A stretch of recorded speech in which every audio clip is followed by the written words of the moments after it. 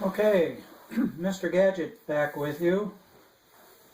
This is a follow-up video related to the other video that I posted out on the Wyze forum. My last video focused on running the cameras on USB extension cords, the importance of making sure that you use the least possible amount of an extension cord as possible because of the resistance in these cords can cause quite a voltage drop going across them.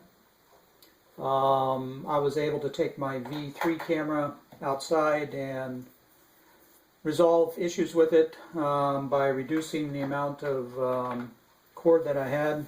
I was able to get it right at about 10 feet plus the 6-foot cord that Wyze supplies, so I had about 16 feet of extension cord, and I was able to resolve most of the issues with the V3.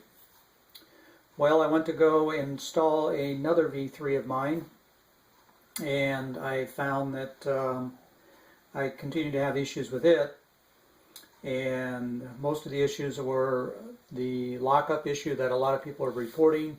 When you try to access the live stream, you would get getting video data 303. That was a common one. The other one was I had a hard time sometimes accessing the SD card. It would just spin as I tried to watch videos that were recorded to the SD card. So I did some further investigation. What I found was that if you look over here, we've got the power packs that I was using on all of my cameras outside. I've got 3 out back and the 1 out front.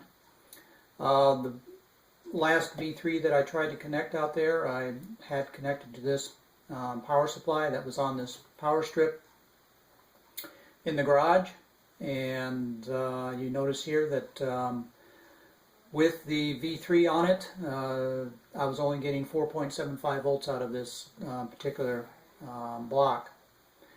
So that stacked onto the fact that I found some variation in all of these cords using the power supply that had 5.11 volts. This cord itself would only show 4.96 volts. We know that we've got some resistance in this cord. So you could see that I went and looked at all the blocks that I had. This was the lowest I had, 4.75 volts with a V3 connected to it, pulling about 340 to 350 milliamps.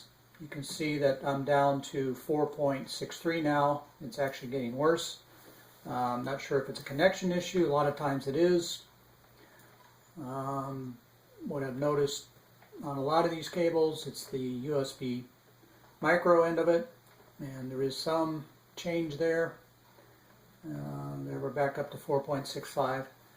So you can see that these power supplies, even the V3 ones, there's some variances in the V3s. These are brand new. I've not used them yet.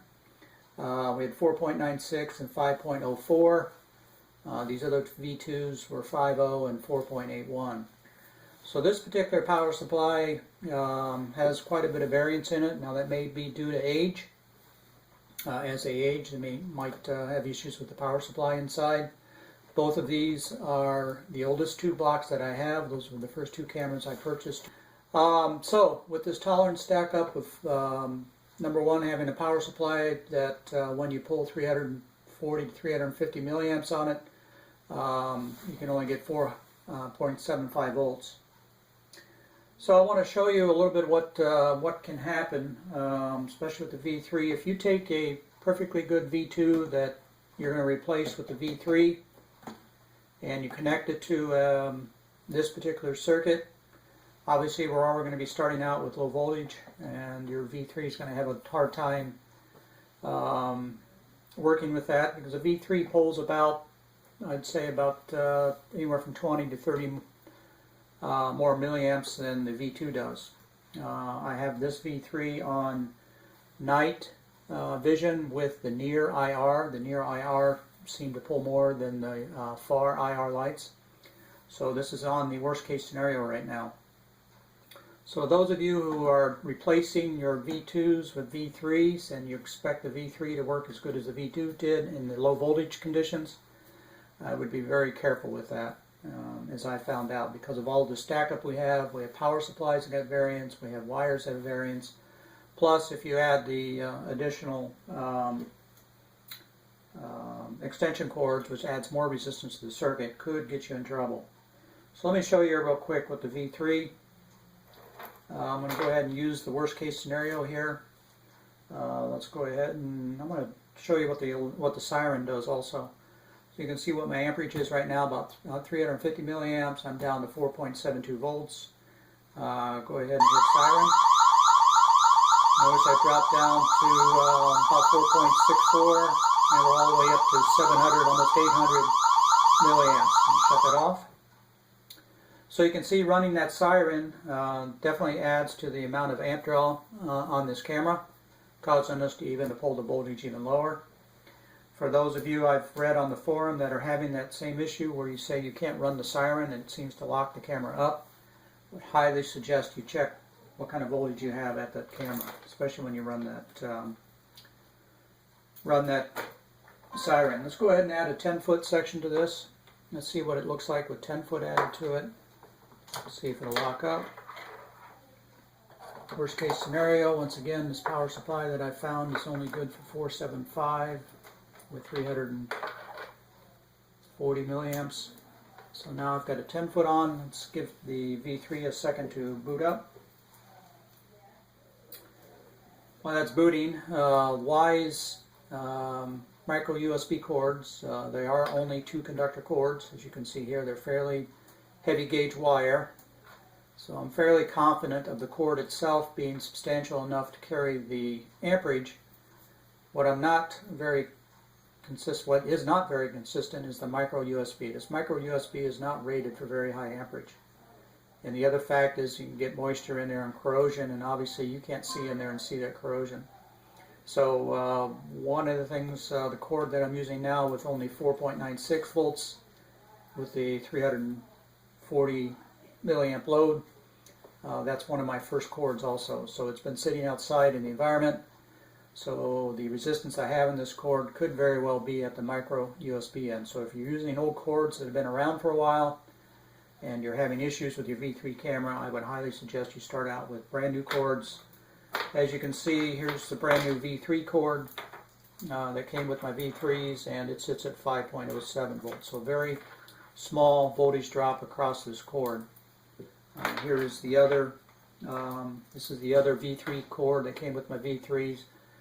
Connecting it to this power supply on a V3 camera, you can see them at 5.11 volts, exactly what the power supply was supplying. So we have very, very little voltage drop on that cord, on 2 brand new cords. So once again, make sure that you've got good cords. So we've got a 10-foot cord on this power supply, and we're already down to 4.65 volts. Amperage went up. Amperage is now hovering around 360. Let's go ahead and run the siren and see what happens when we run the siren. And we're already down to 4.4, 4.39 I saw there, and almost 800 milliamps of power. Okay, so it didn't lock up there. Let's go ahead and try 20 foot.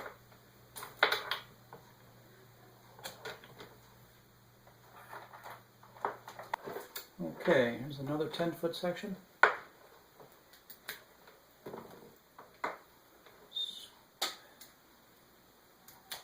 Okay.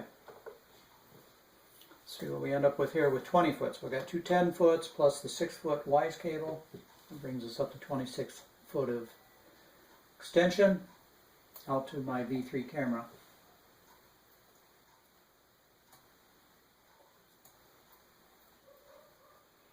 Let it boot up.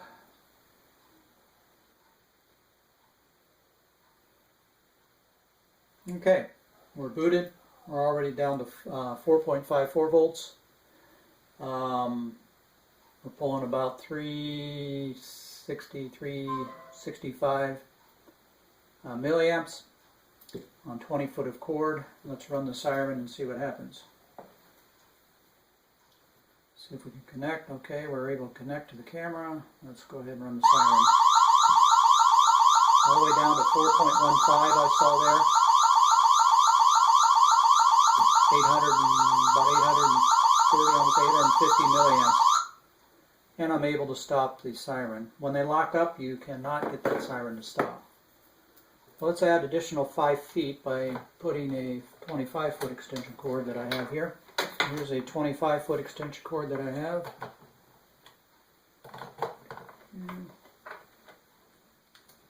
Here. I'll let the V3 boot up. Okay. You can already see an issue here. We're barely holding 4 volts here across a 25 foot extension cord plus the 6 foot Wyze, and we're pulling about, I don't think the camera's even going to boot. Yeah, it's not made its boot yet, I don't think. Let me see if I can connect to it.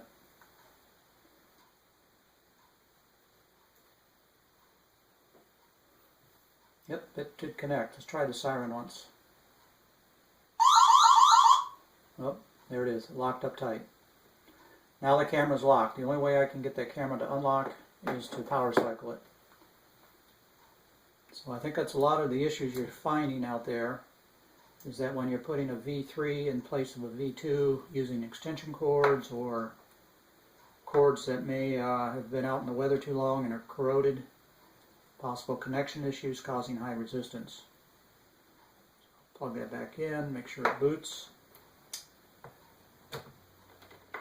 I'm actually going to, somebody on the forum asked me about what happens when we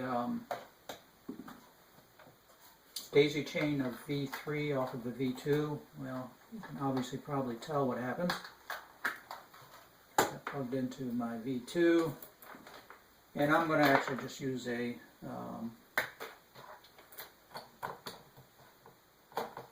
good cord between the V2 and the V3. I already know what's going to happen here, so I don't want to possibly have warranty issues with that camera if I've got to ever return it. Running it on low voltage too long, it's probably not good. Let's see what we get here. Okay, I'm daisy chained with the V2, going over to the V3. Okay. Believe all booted. We're at a little better than I thought we would be. We're at 4.71 volts. You can see that we're pulling right around 700 milliamps between the two cameras. And let's go ahead and see if we can't run the siren. That's when it pulls the most amperage.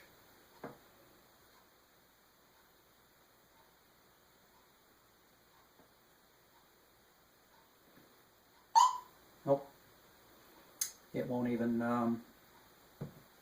run, and it locked up. So once again, there's probably a voltage drop between the two cameras that I'm not measuring. So you can see that that camera does not like to have low voltage situation. So that was trying to daisy chain it off of a V2. So if you're in the position where you're putting a new V3 in and you daisy chain it off of a V2, definitely going to cause you some issues in the V3.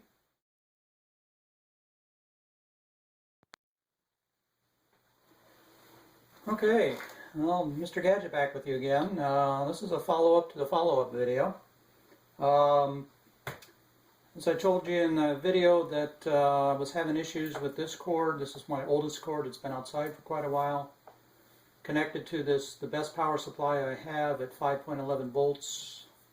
And connected to a Wyze V3 cam. I was only able to get a 4.96 volt reading at the end of the cord. I have since just cleaned up the micro USB with a little bit of contact cleaner. Sprayed it in there a couple times, shook it out, reconnected it, and actually look where I'm at right now. I'm at 5.12 volts.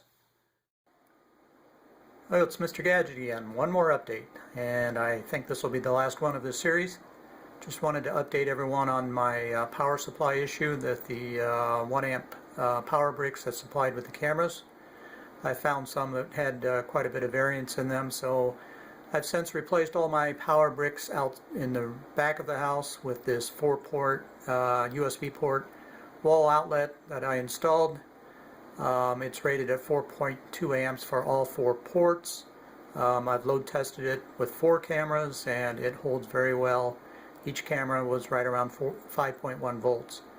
So this works very well. Thanks everyone for listening. Thank you.